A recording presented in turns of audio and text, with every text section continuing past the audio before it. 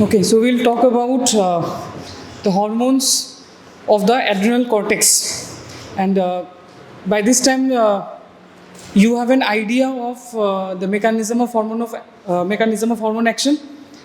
So the hormones released from the adrenal cortex are steroid hormones.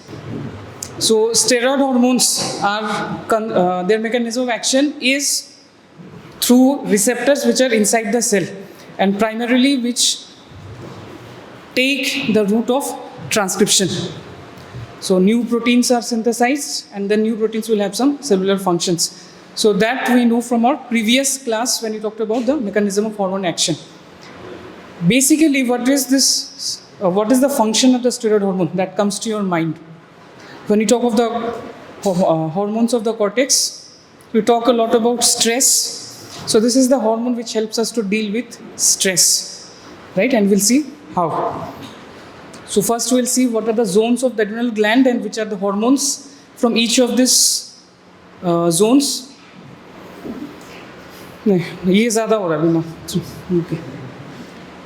Which are the steps involved in the biosynthesis of the hormones? Why are steps important? Because you will see that there are a lot of enzyme defects, inherited enzyme defects. They have a variety of presentations. But if you are very clear about the synthesis, you will be able to guess the clinical presentation yourself. And then the third, we will talk about the physiological functions of the hormones. So today we'll try to confine to glucocorticoids only in today's class. Okay, so most of you know by this time that you have to write, right? Without clicking pictures, you have to write. So coming back to this, most of you know by this time that adrenal glands are situated above the kidneys on both sides, hence they're also called as suprarenal glands. And it has got an outer cortex and an inner medulla. And I'm assuming you also know this because I studied this in school. So zones also you have some idea from your school level. So there are 3 zones of the cortex, and the hormones which are secreted from the cortex are called as, that's why they are called as corticosteroids, because they're coming from the cortex. And the ones which are coming from the medulla are called as catecholamines, primarily epinephrine and norepinephrine. Now here we have 3 zones. Let me take you to the picture. So the outermost is the zona glomerulosa, the middle layer which contributes about 50% of the cortex, thickness of the cortex, zona fasciculata, and the innermost layer of the cortex is concerned with zona reticularis.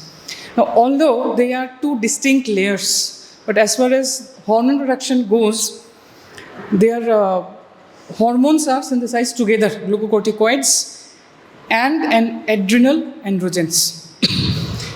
So both of these hormones are secreted from both these zones, but there is a predominance. Glucocorticoids are majorly secreted from the fasciculata, and androgens are majorly secreted from the reticularis. However, from both the zones, both the hormones are secreted, that also you should be aware of. And zona glomerulosa, what is the function? There are 2 important functions. One, of course, is the secretion of mineralocorticoids, aldosterone, and the second one is formation of new cortical cells. Right? So experimentally, it has been seen that if the layers of the cortex are removed, leaving behind a small portion of the glomerulosa, it can give rise to the other layers of the cortex. So this is the trophic action. So they will give rise to the other cortical cells, which of course can get differentiated and forms the other layers. Okay, moving on to which are the hormones. So you will see in the coming slides also that there is no absolute distinction. So glucocorticoids, which conventionally we refer to cortisol, so they also have some amount of mineralocorticoid activity. And mineralocorticoids like aldosterone, they also have some amount of glucocorticoid activity. It's not zero. So that's why a better way to classify or enumerate is hormones with predominant glucocorticoid activity, right? And here we have 2 important ones, cortisol and 11 dehydrocorticosterone, the two important glucocorticoids in the body. In mineralocorticoids, we have aldosterone and 11 deoxycorticosterone. So the difference here, you will see in the synthesis also, dehydrocorticosterone is a glucocorticoid, whereas deoxycorticosterone is a mineralocorticoid. And as far as the androgens go, androgens are also secreted from the gonads. But so basic pathway of synthesis is the same. The only difference being precursor से glucocorticoid and mineralocorticoid pathways के जो enzymes हैं, those enzymes are absent in the gonads. So in entirety, there in the gonads we have only one pathway which is secreting the androgens. So here we have dehydroepiandrosterone, DHEA, but most of it exists in its sulfated form, DHEA sulfate. So these short forms are accepted short forms. So you can use the short forms also. And the third one is androstenedione. So these are the three adrenal androgens. Here we see the comparison of this entire this list that I just said. They have both types of activity. Cortisol has got almost, you can see here, equal amount of glucocorticoid and mineralocorticoid activity. Let me take you to aldosterone. So aldosterone has very minimal glucocorticoid activity, but in comparison, relative comparison, it's 3000 times more mineralocorticoid activity. That's why it is called as a mineralocorticoid. Corticosterone, the other one that we talked about, it has 11 deoxy form, if you remember, 15 times more mineralocorticoid activity. Deoxycorticosterone, 100 times more mineralocorticoid activity. And this, of course, I said is equal. Now here, the last three that you see, which you see that it's very strong glucocorticoid activity. So these are actually synthetic forms of glucocorticoids. These are glucocorticoid analogs, which are used for different therapeutic purpose, used as a treatment form. Okay. Biosynthesis. So biosynthesis के लिए, so you know that for steroid hormones, the main component is cholesterol. And all steroid hormones, they have a very, they have the same nucleus. The chemical structure, core chemical structure is same.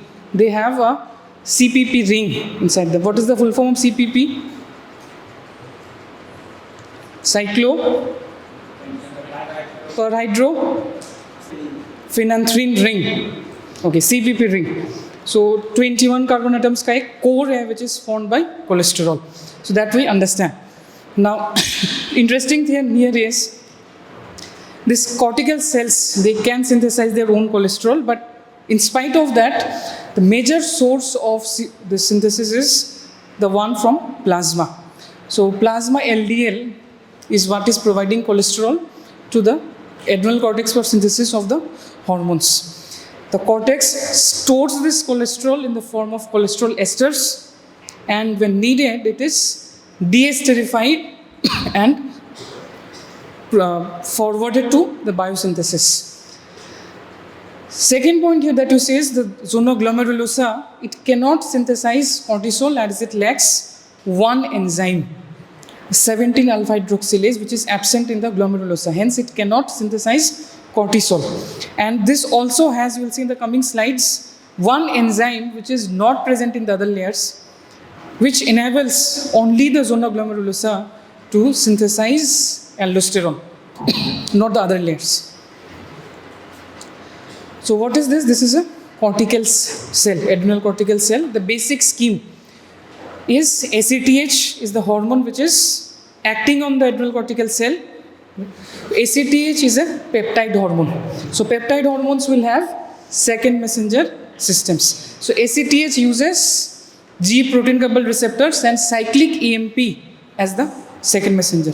So cyclic AMP causes activation of protein kinase, which in turn will cause activation of phosphorylation of proteins. And finally, what we see from LDL, it is this participates in the deesterification process and produces free cholesterol. free cholesterol undergoes some reactions and then it is given or forwarded into the mitochondria. So rest of the enzymes are there in the mitochondrial matrix. So some reactions happen there and again they are forwarded to the cytoplasm. So intermediates, they keep on shuffling between the mitochondria and the cytoplasm. Where in the cytoplasm? Smooth endoplasmic reticulum. So from this, we need to remember that there are two sets of enzymes. One set of enzyme in the cytoplasm, localized primarily to the smooth endoplasmic reticulum, which is involved in this process. And the second set of enzymes is within the mitochondrial matrix. And there is a very important protein which is responsible for transferring the cholesterol into the mitochondrial matrix. Right? This is called the START protein. You'll see that in the coming slides. Steroidogenic acute regulatory protein. So what is this? This diagram shows you the process of uptake. So LDL from the bloodstream, it is taken inside the cell by the process of endocytosis. And here we have this cholesterol esters stored there and free cholesterol. So there is a reversible reaction from the stores. So this enzyme is acetyl coenzyme A cholesterol acyl transferase and hormone sensitive lipase. So these two are interchangeable.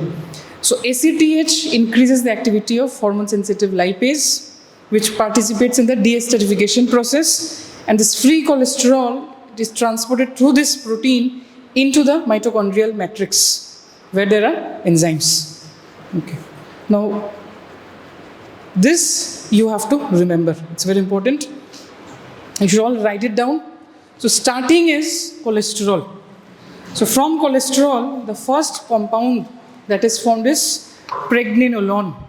And the enzyme that participates in this process is cholesterol desmolase. And in this whole process, this first step is the rate limiting step of cholesterol to steroid hormone synthesis. This is the first step. Now from pregnenolone, so this is the common precursor for all the three groups of hormones. So let us go through the first pathway. So this is happening in the zona fasciculata reticularis. So 3-beta dehydroxygenase enzyme acts on the pregnenolone and produces progesterone, which is also intermediate, as you can see. So from this progesterone, it is acted upon by hydroxylase. Which enzyme? 21-beta hydroxylase. Now these enzymes that you see here marked like this, these are microsomal enzymes. Microsomal enzymes, the enzymes within the smooth endoplasmic reticulum, CYP series enzymes. From here, they enter the mitochondria now. The ones shown in pink are the mitochondrial enzymes. So inside the mitochondria now, 11-deoxycorticosterone is converted into corticosterone, right?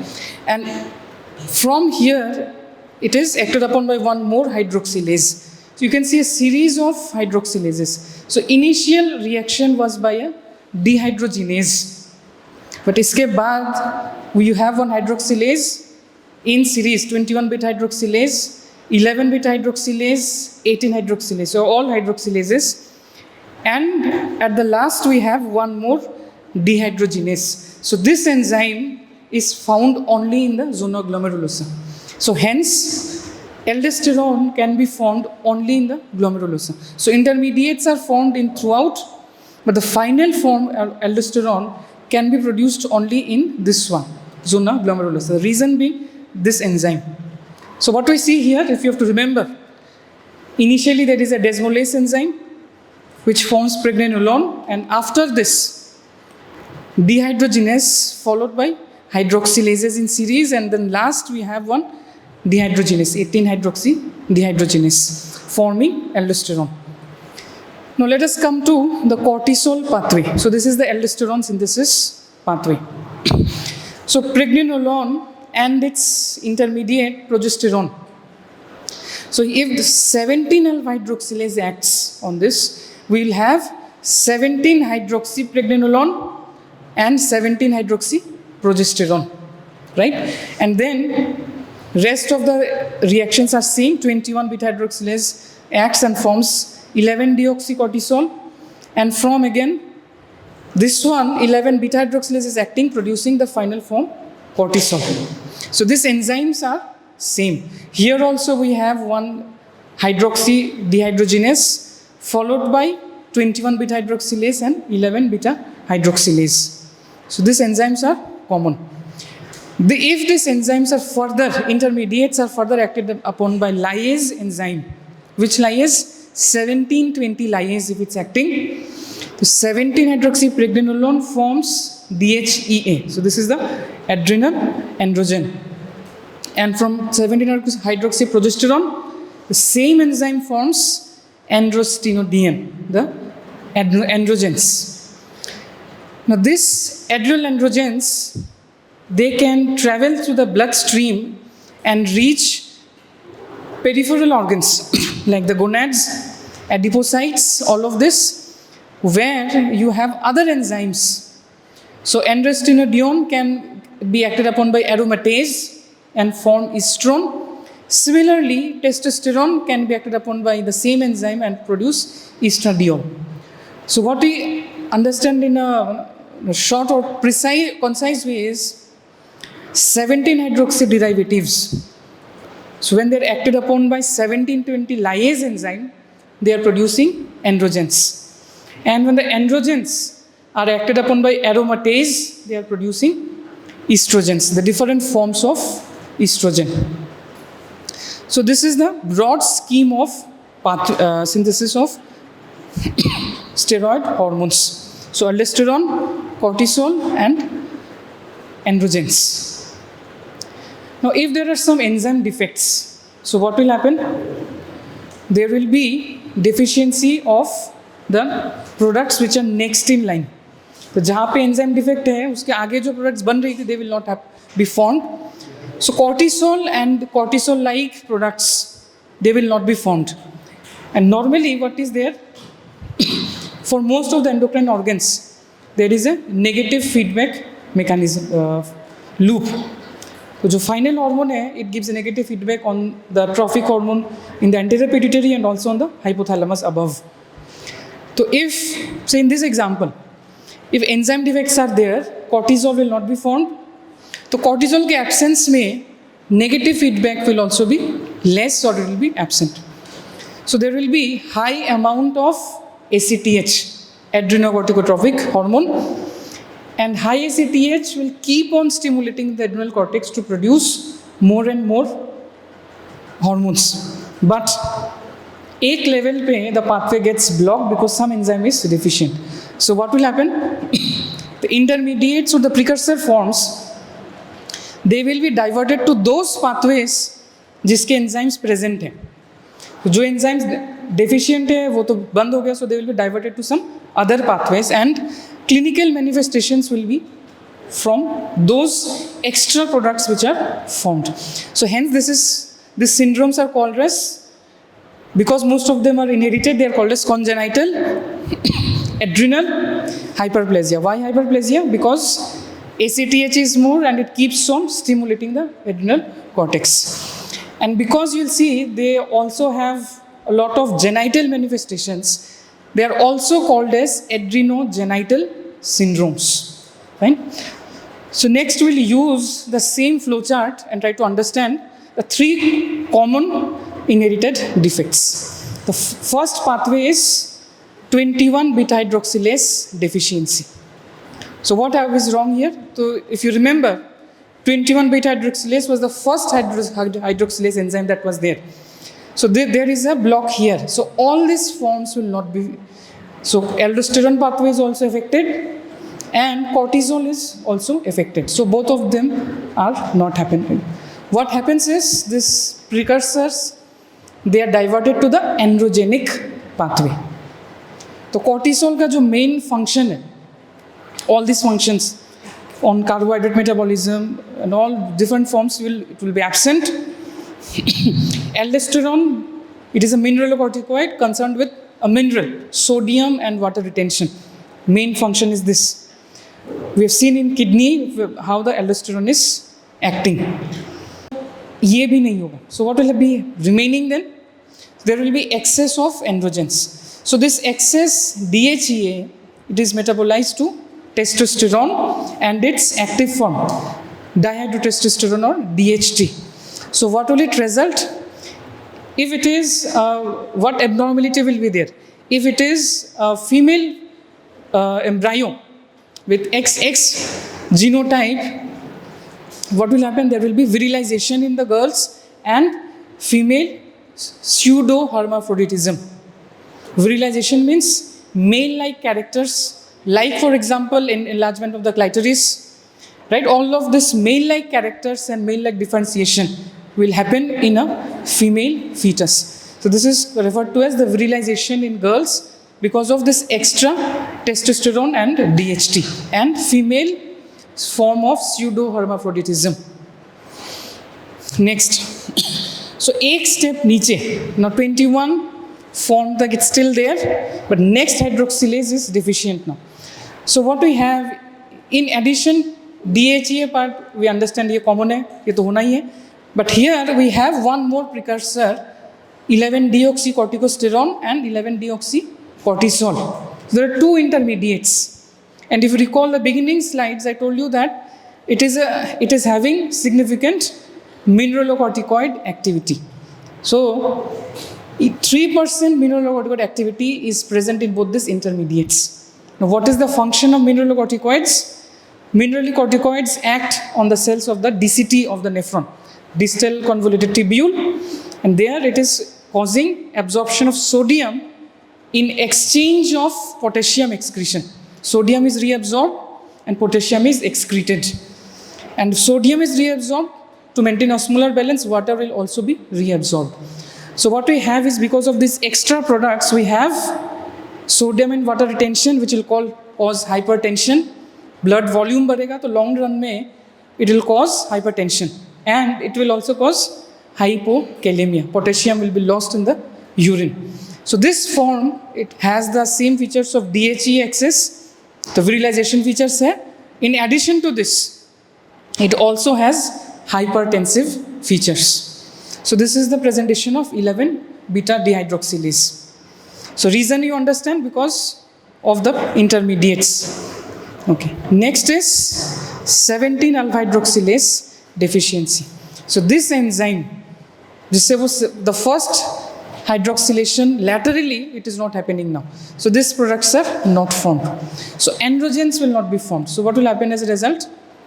Impaired production of sex hormones and that of cortisol. Why cortisol? Because you remember, cortisol ke liye bhi this step is important. This is the cortisol pathway. So cortisol be absent hai and androgens are also absent. And this is acting also on the gonads. The gonads may be, what happens is the gonads is, this parallel pathway is there in the gonads, DHE and all, but these pathways are absent. So if this enzyme is affected, this pathway also gets affected. So gonads and the adrenal cortex, in both of these organs, androgens are not formed. However, aldosterone pathway is intact. So aldosterone normally banega, so it will be produced in excess rather. So there will be hypertension. And because androgens are absent, remember that androgens also in peripheral tissues, they can be converted to estrogens. So what happens in females, estrogen levels are low. So in a female fetus or a female child, there is sexual infantilism. What does this mean? So secondary sexual characteristics, etc. will not develop because androgens are not formed. So estrogens also are actually formed from the same pathway, from this by the presence of the enzyme aromatase. So agar yehi nahi banega, so then the estrogens are also not going to be formed. And in males, what will happen? There will be low testosterone level. This will lead to feminization and male type of pseudo-hermaphroditism. So that changes will happen. So in both of these cases, sexual development and differentiation is not happening. So if you summarize the main differences between these three forms, so glucocorticoid is low in all of these forms, fine. In 21 beta hydroxylase, the primary feature is the virilizing feature. And there is salt losing form because aldosterone is not formed. So this is a salt losing form. Sodium is not reabsorbed. 11 beta hydroxylase deficiency, main feature, both are present. Virilizing features are also present, hypertensive features are also present. And in 17 alpha hydroxylase, predominantly it is the hypertensive feature which is present. Now, mechanism of action I need not tell you because I have to discuss at the beginning. Steroid hormones, because they're lipid soluble, they will directly go inside the cell. They bind to the receptor and the complex will bind to specific elements of the DNA. Now, transport and metabolism. So what about the transport? So because they're lipid soluble, they cannot flow in the plasma as such because they are not water soluble. So they need some transporters. So what are the transporters? 90% of the hormone binds to a globulin, which is synthesized in the liver. Transcortin or cortisol binding globulin. Around 6% binds to albumin. And 4% is the free form, which is unbound. All the biological actions come from the free 4% hormone. However, ये भी आपको याद रखना कि for this free form remains in a state of dynamic equilibrium with the bound form. So when needed, there is a shift. How is it metabolized further? So biological actions or physiological actions are by the hormone cortisol. After it has done its action, this will be eventually be metabolized. So this is inactivated in the liver. How? It is conjugated with glucuronides and sulfates and converted to water-soluble forms. So if it is converted to water-soluble form, it will be excreted in the urine. The urinary 17 ketosteroids are the forms which are excreted in urine. These hormones also undergo significant enterohepatic circulation. So enterohepatic circulation agar ho raha hai, so that means some part should also be excreted in the stool. So around 50% of the hormone is excreted in the stool. So next we'll start with the actions, with the physiological actions of the cortisol hormone. So can you identify this picture before I start? You have read about the cells in the blood. So for all the blood cells, there are some compartments. Bone marrow mein, there are two compartments. One is the mitotic compartment and one is the storage compartment. Mitotic compartment kaun sa hai? There are precursor cells in all the series, chahe wo RBC ho, WBC ho, there are precursor cells which keep on dividing, right? So developmental phase mein, there are some dividing cells, the mitotic cells. Some cells, they are non-mitotic. They will just differentiate and develop. This is one compartment of the bone marrow. Other compartment is storage. A lot of it is also stored. So when there is a stimulus, adequate stimulus, storage compartment say exercise for example, causes increase in the number of neutrophils. So this release comes from the storage compartment. So जो stored है उसमें से तुरंत it will be released into the bloodstream. If the stimulus is stronger, so in severe overwhelming infections, what happens is the body tries to counter. So storage compartment mein jitna hai, it is released. So even some from the mitotic compartment also are forced into the bloodstream. So these compartments are there. In the bloodstream, the WBCs flow into such streams. The one which is in the central film, the freely circulating pool, and the one which keeps on sticking to the sides, endothelial cells, they are called as the marginating pools. So why am I discussing all of this? So first we'll talk about the effect of cortisol or glucocorticoids on the cells of the blood. Write it down.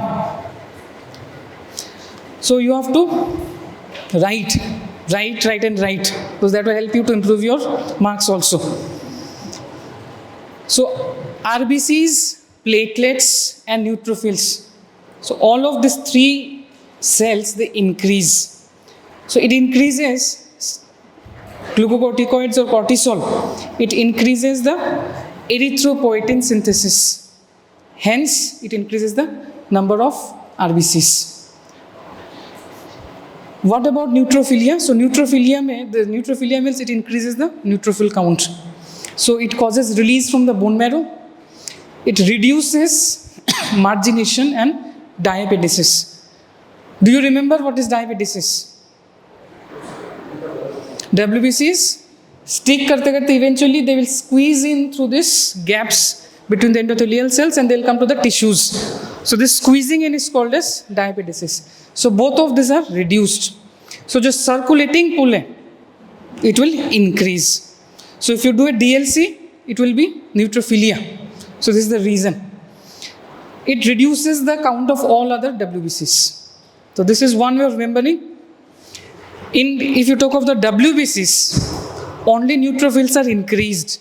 All other WBCs are reduced by the effect of cortisol. So starting from lymphocytes, it reduces mitosis of the lymphocytes. It causes apoptosis of the lymphoid precursors. So that's why lymphocytes are less. Monocytes also causing more of organ sequestration, more of tissue sequestration. So count in the blood is less. And eosinophils again same. Spleen and lungs, peripheral organs may the WBCs are sequestered more. So blood count falls. So these are the effects on blood cells. Next. So this diagram is a diagram of inflammation. So steps of inflammation. So I'm just revising the basics. So whenever there is an injury, WBCs are recruited to the site. Inflammation is associated with redness, right? Swelling, pain and local rise of temperature. So if you look into the details, what we find is there are a lot of WBC recruitment which is there. So they will be degranulated and their contents will be released over there and which will participate in the process of phagocytosis also. So far so good. So now some additional cytokines are also released. Now these cytokines participate in the process of this immune battle and they also signal the body to increase the count further, to increase the synthesis in the bone marrow and release from the bone marrow. There are also some enzymes which are released from the lysozymes. So those are also there. And some of this like histamine, cerulean, etc., they increase the vascular permeability. So more WBCs can be recruited through the process of diapedesis. So these are the mechanisms by which inflammation is happening. And lastly, what happens is inflammation ke duration ke baad fibroblasts will usually invade this area and fibroblasts will proliferate and participate in the process of healing. So collagen will be deposited and the part is healed. Now the next and the very important effect of cortisol is its anti-inflammatory effect. A clinical use में this is by far the most important therapeutic use of glucocorticoids. So it reduces the production of pro-inflammatory cytokines, which ones like interleukin 1, interleukin 6, interleukin 2 and tumor necrosis factor alpha. So these 4 cytokines, they are reduced. Second, it inhibits an enzyme called as phospholipase A2. Phospholipase A, what is its function here? So it acts on the cell membrane phospholipids and causes the formation of prostaglandins, leukotrienes and thromboxane. So all of which are again inflammatory mediators. So this is also inhibited. Third, it stabilizes the membranes of the lysosomes within the WBCs. So lysosomal membranes if they're stabilized, तो hydrolytic enzymes will not be released. तो जो swelling है उस जगह पे, swelling will reduce. Histamine, serotonin, etc., which cause vascular permeability, dilatation of the blood vessels over there, वो भी कम होगा. So that is also an effect when the membranes are stabilized. So it inhibits diabetes also, and it reduces the phagocytic activity of neutrophils. So these are the 4 or 5 ways by which inflammation in the body is reduced. So why do we need this inflammation? तो अच्छी बात है कि if there is an injury, the body becomes aware of the thing and it starts fighting. But again, like all things in the body, there has to be a homeostasis of the immune attack also. Otherwise, there will be collateral damage. Symptoms will be very distressing. So that is why these need to be limited. तो ऐसा नहीं है कि in all cases of infection inflammation steroids are to be used. It's not that. Specific cases may you learn about the indications more in second year in pharmacology, and where the immune response just becomes too amplified or it goes beyond the regulation of the body, then it needs to be suppressed. And then these are the ways by which steroids act.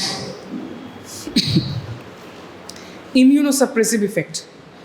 So high cortisol levels also reduce the circulating T lymphocyte levels. The T cells are reduced.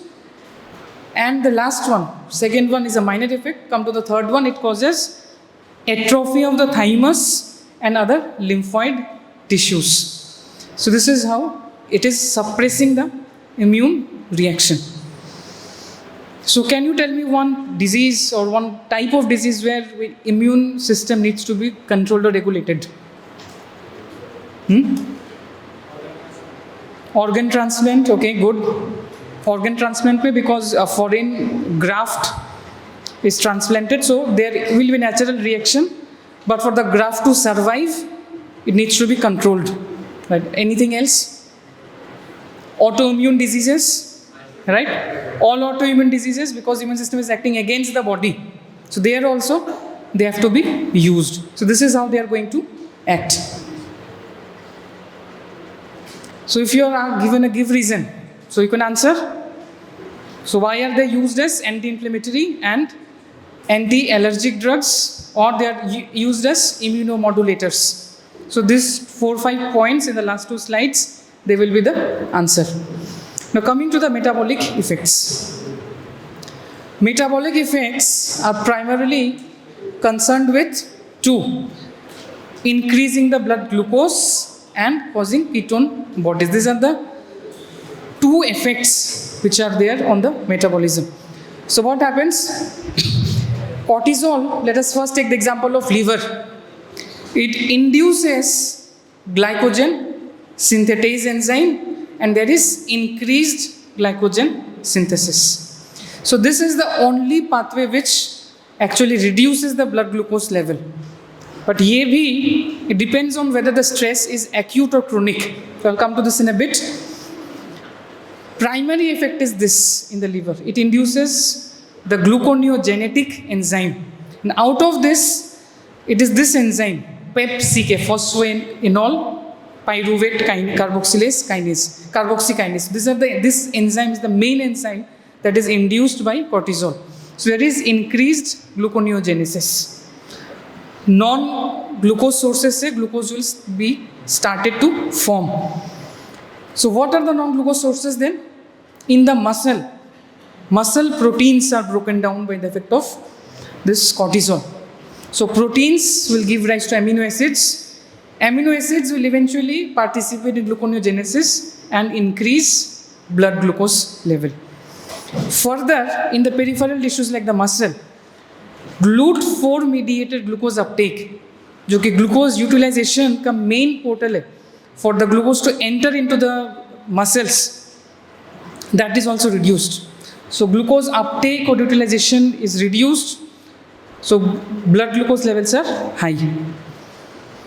Third, we come to the fat. So in adipose tissue, there is an induction of hormone sensitive lipase. So remember this enzyme, it breaks down fat or esters and releases glycerol and free fatty acids. So lipolysis is there. So part of it participates in the gluconeogenesis, eventually producing glucose. But again, if it's too much, free fatty acids will form ketone bodies. This is called as ketosis. So these are the primary effects on the metabolism. So what do we find?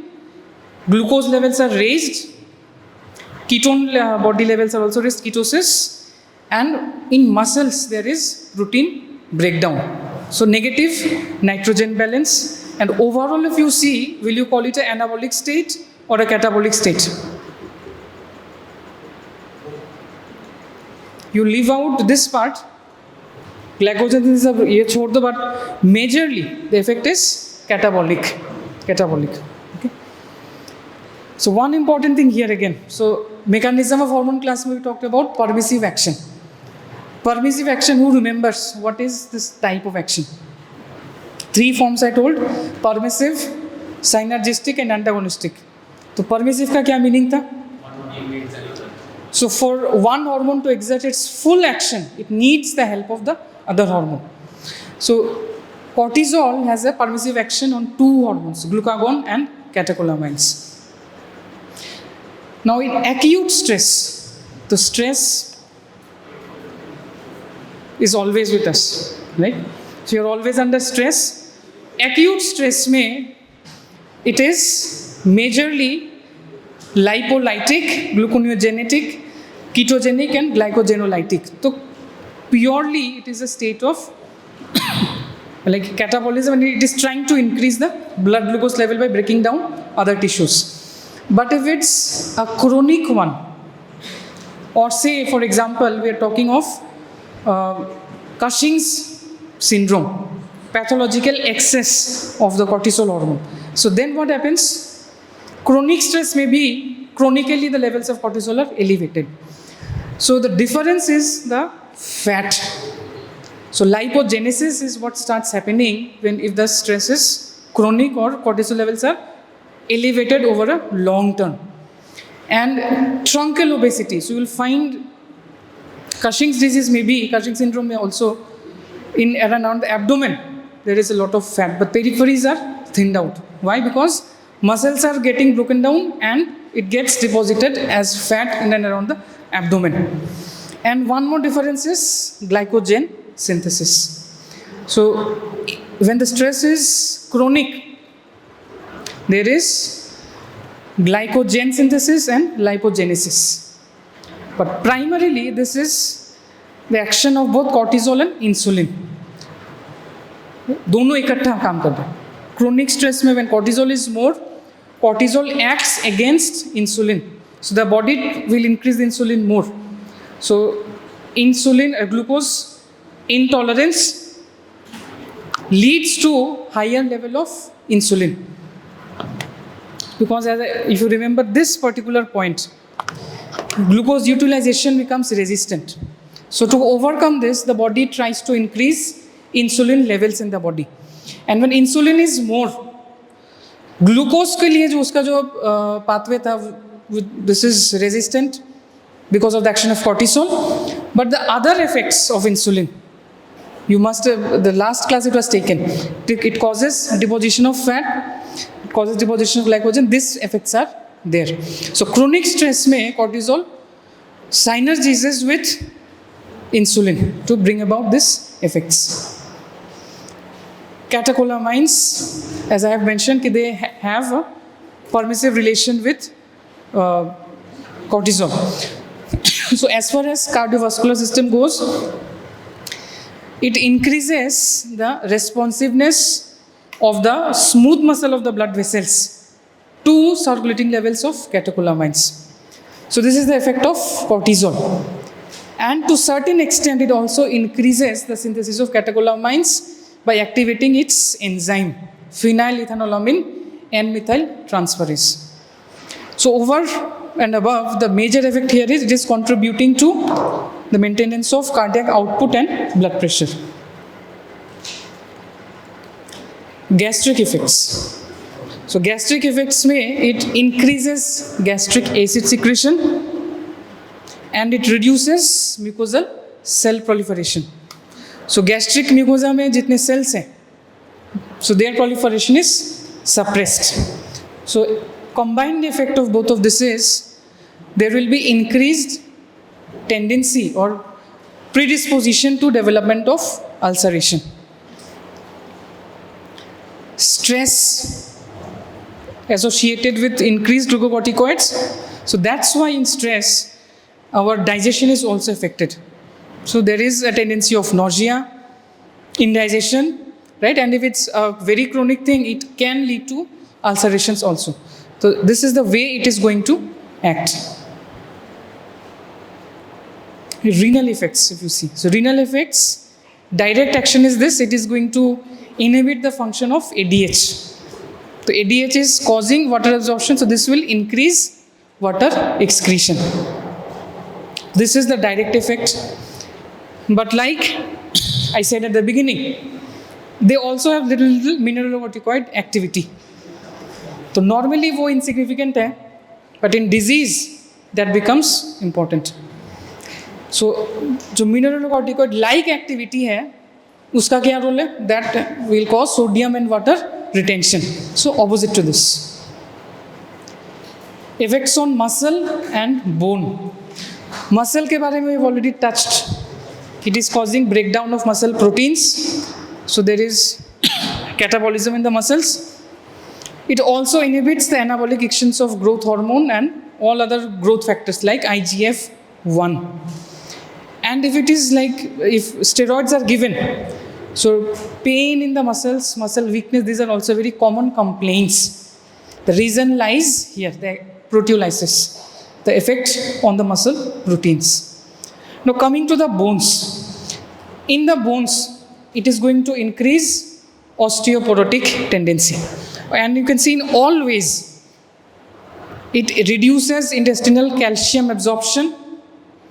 It also reduces calcium reabsorption from the nephron, from the kidney.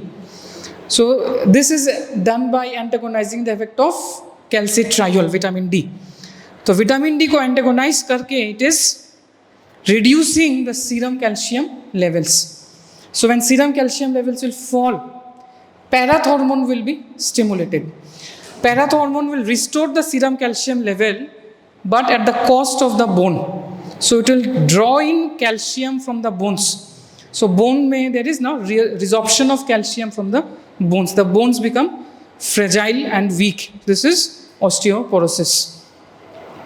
It also inhibits bone formation. So osteoblasts जो cells है, osteoblast cells are concerned with formation of bone. So that is also inhibited by the cortisol hormone. So in both these ways, it is going to cause osteoporotic tendency. So steroid हम लोग for some disease, whenever we prescribe, we have to give this advice to the patient to be aware. So even trivial injuries can lead to fractures, which otherwise would not have led to that, because the bones are fragile. What is the effect on connective tissue? So there is reduced collagen formation, increased collagen degradation, and there is reduced fibroblast proliferation. तो fibroblast अगर कम है, collagen अगर कम है, what is going to happen to wounds? There will be poor wound healing, right? Wound healing, if there is a wound, it will not heal properly. And in the skin, easy bruises can be there. So this is the effect on connective tissue. Reproductive effects. See here, just one more clinical point. So again, when you put someone on steroid therapy for a disease, you again have to tell them about this point. Because the immune suppression effect is there, the small injuries can lead to serious infections and inflammation in the body. That part is there. Inflammation ज़्यादा because WBCs are suppressed. And the other aspect is this, कि injuries will not heal also faster. So that part also needs to be informed. Reproductive effects. So when there is stress, there is increased cortisol level, and this is eventually going to hamper or reduce both the reproductive behavior and the function. So libido will be reduced, gametogenesis, that also will be reduced. So this is also affected. So the commonest cause of infertility, I'll just tell you in this discussion itself, it is unexplained. So there are some male factors, some female factors, reproductive system mein aage you will see. But most of it is unexplained. So there is no cause which is identified nowadays which is attributed to stress. Fetal development, is it important? You have read one very important condition in respiratory system, that is infant respiratory distress syndrome or hyaline membrane disease. A premature case or preterm infants may, if the delivery is imminent, then steroids have to be given. Fine. Why? Because it is causing differentiation, maturation of the type 2 alveolar cells which are concerned with surfactant production. The premature neonates may, this has to be given so that they are born with adequate amount of surfactants. So it is just not the lungs jiska differentiation बढ़ रहा है. So it is also true for CNS, retina, skin and GI tract. So over and above, during the fetal life, steroids enhance the growth and differentiation of the tissues of the body. So that you remember. Now if I talk of the regulation. So regulation, there are three aspects. First is the negative feedback effect. That also you understand. For most endocrine organs, there is a loop, right? There is an axis. So from the hypothalamus, what comes? Corticotropin releasing hormone. This acts on the anterior lobe of the pituitary, the corticotrophs, and there it is causing the release of ACTH. ACTH will go to the adrenal gland and cause the release of cortisol. So this is eventually, especially you remember the unbound form. So it exerts a negative feedback effect on the pituitary as well as the hypothalamus. So this is a long loop feedback. Why? Because the peripheral hormones are acting. But ACTH can also exert a negative feedback on the hypothalamus. Short loop feedback, right? ACTH, again one additional point, it is just not glucocorticoid, it increases secretion of both aldosterone as well as DHEA. So both androgens as well as aldosterone is increased. Circadian regulation क्या है? कि 24-hour cycle में there is a certain pattern. So cortisol secretion, it increases just before dawn, right? Reaching a maximum around 8 to 10 a.m. in the daytime, and after that throughout the day it keeps on reducing. And at night the levels are low. So when you sleep, the cortisol levels are low and melatonin levels are high. So this is the ideal hormonal recipe for sleep.